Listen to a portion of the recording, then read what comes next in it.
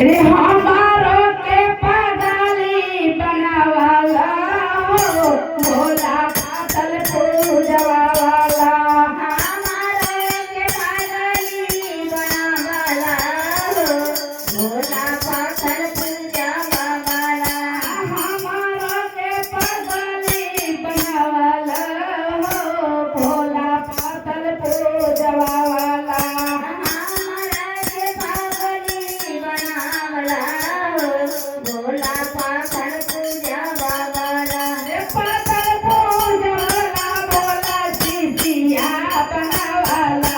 पातल पूजवाला भोला सिसिया बनावाला हमारो के पगली बनावाला हो भोला पातल पूजवा वाला हमारा के पगली बनावाला हो भोला पातल पूजवा वाला हमार नदिया भोला पातल पूजवा रे बा नदिया वाला पातल पूजवा वाला हमार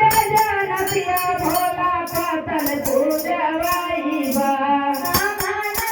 नदिया भोला पातल पूजवा वाला पानी जैसी गंगा जी के धारावा हो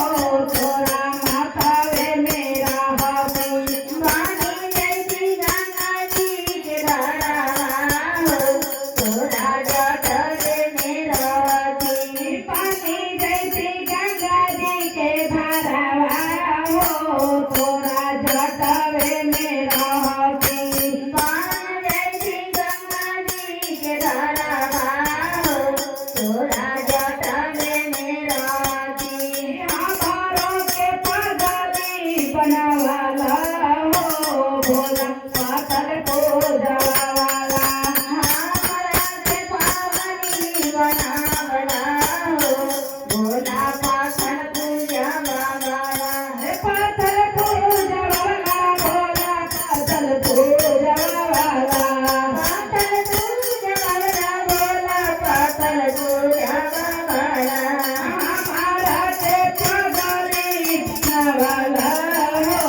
भोला पातल पूजवा वाला हमारा के पागली बनावला हो भोला पातल पूजवा वाला हमारे नदिया भोला पातल पूजवाई बा नदिया भोला पातल पूजवा वाला हमारे नदिया भोला पातल पूजवाई बा नदिया भोला पातल पूजवा वाला मान जैसी काली नदिया हो तोरा गलावे मेरा भी पान जैसी काली नदिया हो तोरा गढ़वे में रहती पान जैसी दूधावा के चंदावा हो तोरा लीलरे मेरा भी पान जैसी दुनिया के चंदावा हो तोरा लीलरे में रहती हमारो के पगली बनावाला हो भोला पातल पूजवा वाला हमारा के पगली बनावाला हो भोला पातल पूजवा वाला हमार